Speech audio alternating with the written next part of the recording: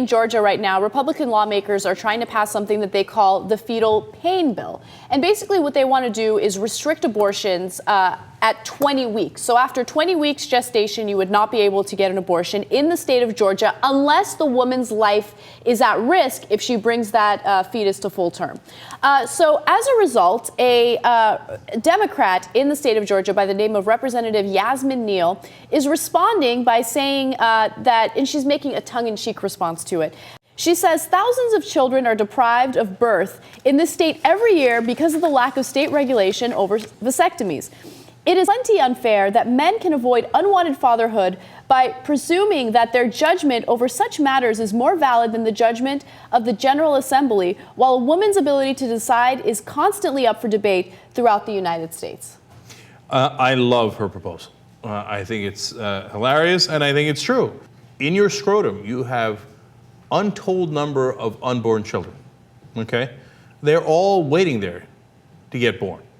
And if you do a vasectomy, you kill off any possibility that's going to happen. How could you do that to the children, to the unborn children in your scrotum? So vasectomies should obviously be made illegal because apparently we have no problem telling women what to do with their bodies in order so that we can have more kids. So why shouldn't we tell men what to do with their bodies? I agree. But I will say something that's highly controversial, especially among our audience. Uh-oh, here we go. I don't think that the bill that the Republican lawmakers in Georgia are proposing is really that unreasonable.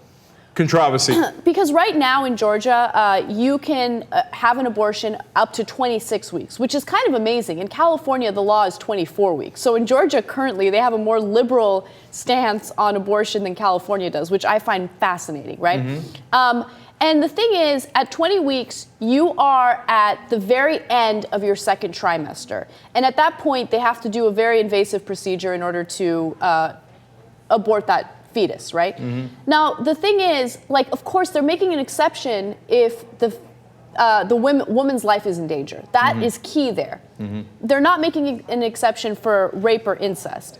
But at like 5-6 months, you know you're pregnant.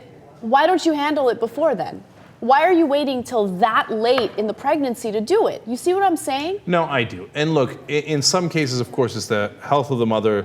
Doesn't necessarily endanger her life, but it endangers her health, et cetera. Maybe a lot of women who come from lower socioeconomic backgrounds maybe didn't have the privilege of having insurance and being able to get an ultrasound earlier, et cetera, et cetera. So there's a lot of different factors. But yes, people are uncomfortable with late-term abortions. And we know why, and we hope that people make decisions earlier. And at some point, you can, according to Roe versus Wade, and I think according to common sense, say that a pregnancy has gone too far. Mm-hmm. And at that point, the kid has a chance of being viable, and if it's viable, then it is an independent life form, and you can't do an abortion, right? So the question is when? Is 26 weeks, 24 weeks, 20 weeks? Which of those is reasonable? Right. I see what you're saying, which is that, well, that's a fair argument to have. And yes. It is a fair argument to have. I would say that the rule of second trimester, which is basically at 24 weeks, is the reasonable rule. And if you have Republicans start pushing it back, believe me, it's going to be 18 weeks, then 16. And the next thing you know, it's going to be point of conception. No, I know. I totally understand that. And I thought about, that slippery slope when reading this bill. But, when you read the bill and you look at what they're proposing at the moment, I don't find it that unreasonable. And maybe I'm desensitized because of all the crazy, egregious things that Republicans in other states are proposing right now. You got the transvaginal ultrasounds and, doing that without a woman's consent. I mean, that is so horrendous, right? But here, I feel like the people who are genuinely pro-life and are concerned about a baby losing its life, I think that they're making a decent argument here. As opposed to people who are worried about zygotes. And they're like, no, we're not going to allow a woman to have an abortion because we want to save the zygote. Are we not the most reasonable show in the world? Are we not?